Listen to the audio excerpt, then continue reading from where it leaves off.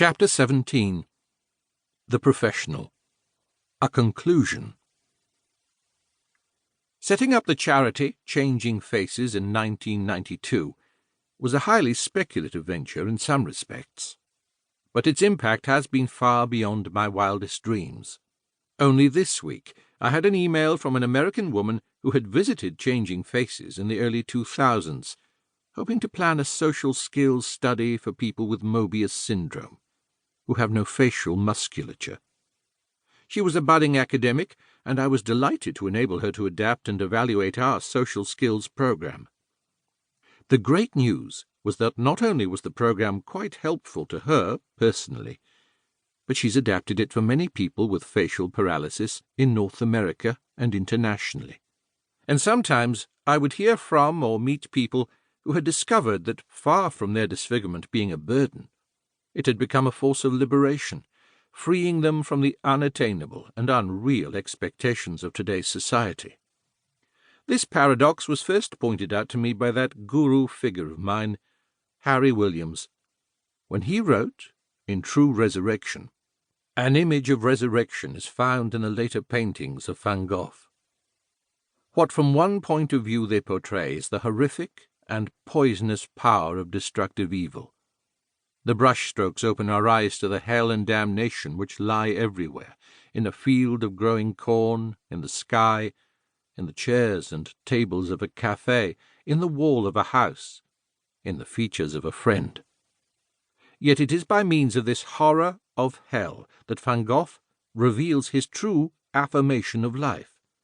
The paradox was expressed by Sartre in terms of a nation's history, when he said of his countrymen, 'We have never been more free than under the German occupation.' The brute fact of tyranny, the denial of all political and public freedom, made men aware to an unusual degree of their chains.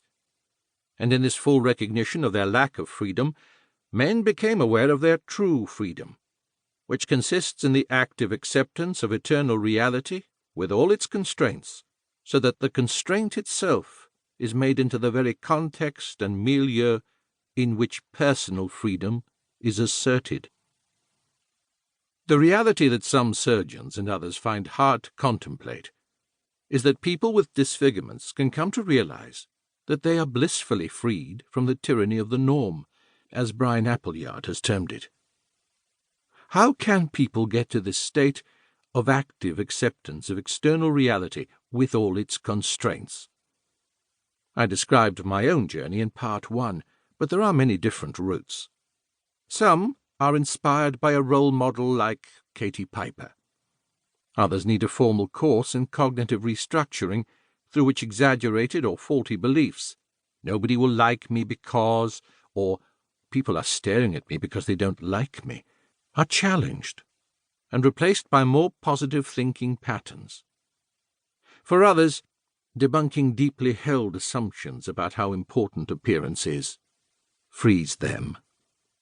My hope is that Part 2 will help you, as an individual with a lived experience, or as a professional, to find ways to that active acceptance, which protects you against the stigma that a facial disfigurement carries.